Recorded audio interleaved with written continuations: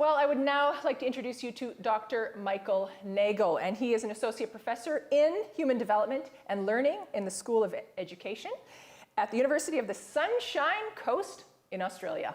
He is internationally acclaimed author, a member of the prestigious Neuropsychological Society, and has delivered over 200 workshops to teachers and parents worldwide. Dr. Nagel researches in the area of cognition, behavior, human development, and early learning. And today, we're going to talk about the teenage brain. Thank you for joining us. Pleasure. Well, it's amazing that you're all the way from Australia. We have you right here. Thank you so much for taking the time. I'm really pleased to be here. So you have written recently a new book. Yes. And it is called? In the Middle, The Adolescent Brain, Behavior, and Learning. It was a follow-on from a book called In the Beginning, which was about young children and their developing brain sort of from just after conception through to age 8. Okay, so where do we want to begin with the developing brain? Well, I think the most important thing when I talk to parents and teachers alike is that it's really important they understand that the brain isn't fully developed until we're into our 20s. You know, we know that most of the hard work is done around 19 or 20 years of age, and for females it's roughly 24, 25 for all the fine-tuning to occur. Males, some studies suggested 28, 29, some recent studies say maybe 30. For some of your viewers, they might think it might even be a little longer than that. But most of the hard work is really done from about just after puberty, so roughly 12 to 13 years of age, so about 18 or 19. Wow. And there's some significant things going on. So what can you tell us about the teenage brain and what is going on?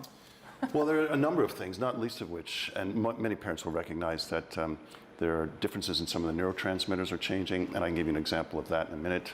There's difference in the reward systems of the brain. There's even difference in how teenagers process emotions and how they actually read faces, and they're very bad at it. So there's a wide range of things that are going on.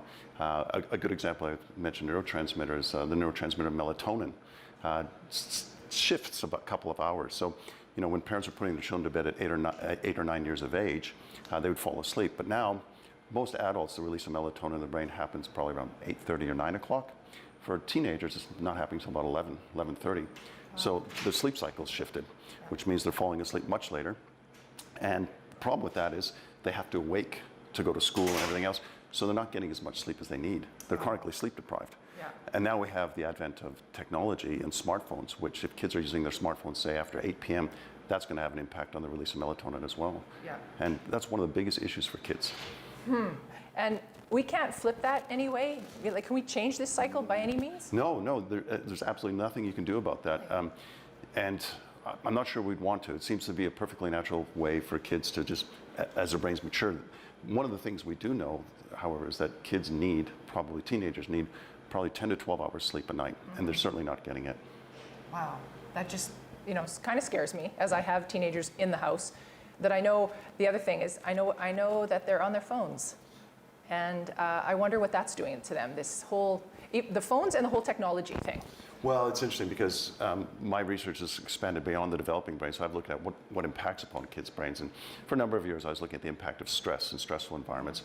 And most recently, in the last 4 or 5 years, it's what are smartphones doing to kids? And it's not a pretty picture. There's some really worrying evidence coming out of the United States, and particularly there's a lot of research in the United States saying that smartphones aren't really that a great thing for kids. They're creating all kinds of issues that we're only beginning to understand. And can you just dive a little deeper into? Sure. Well, the first one, of course, is sleep and the disruption of sleep, because kids typically have their phones around them at night, and most evidence suggests that you shouldn't have your phone anywhere near you at night. But we become... My alarm clock. I know. Well, the funny thing is, you can still buy an alarm clock. I know. But I think the thing is, smartphones have only been around for a decade, and we've kind of taken them at face value, not really had enough studies to look at. So you have to look at studies longitudinally. So over the last 10 years, we've seen trends that say it's interrupting sleep. It's proving to be a major distraction. It's interesting to note, I was talking to year 11 and 12 kids at Campbell Collegiate a couple weeks ago, and I was surprised that the kids were bringing their phones into the classroom. In the state of New South Wales in Australia just recently banned phones from all elementary schools, and there's consideration for doing that in high schools as well. So there's a real issue about what do we do about these things that we've just taken for granted. So sleep is one of them. The other one is the problems associated with social media. It turns out social media isn't as social as people would like to think. And so kids are spending too much time away from their friends. Right. And that's a huge problem. Wow. And I know that we're going to run out of time. And I wanted to talk about the whole, because we always blame it on raging hormones. Is that a thing? I mean, I know it is. Yeah, hormones do play a part, Okay.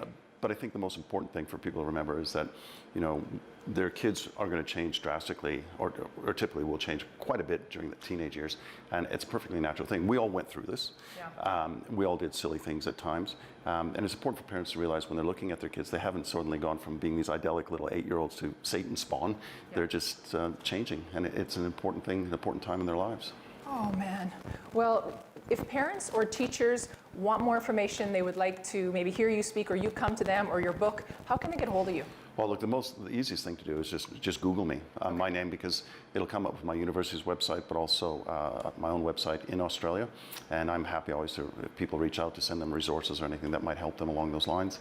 The book in the middle is available via Amazon and through Chapters and Indigo. They can just get online through their websites and order it from them as well. Okay. And on your website, do you have access to any of your papers that you've written or anything like that? Or I do. more information? Most of the stuff that I've put on the website has been parent-oriented, so I haven't put research papers. I put articles that I've written for parenting magazines, but I can certainly send research papers for those who are really interested in seeing what some of the evidence is. Wow. Well, thank you so much for taking the time to come. I know there's so much more to talk to, but I think parents just need to know that these things are happening and that, you know, their teenagers are normal. They are. Yeah. And ironically, you know, as much as we lament technology, you can use Google to find anything you want to about the teenage brain. That's true. All right. Well, thank you. Pleasure. Thank you. All right. Well, that was Dr. Michael Nagel from USC, the University of the Sunshine Coast. And we were talking about the teenage brain. If you'd like more information, check Dr. Michael Nagel out. Find him on Facebook. Google him. You know, that's where we find everything. Google for more information. Thank you for joining us.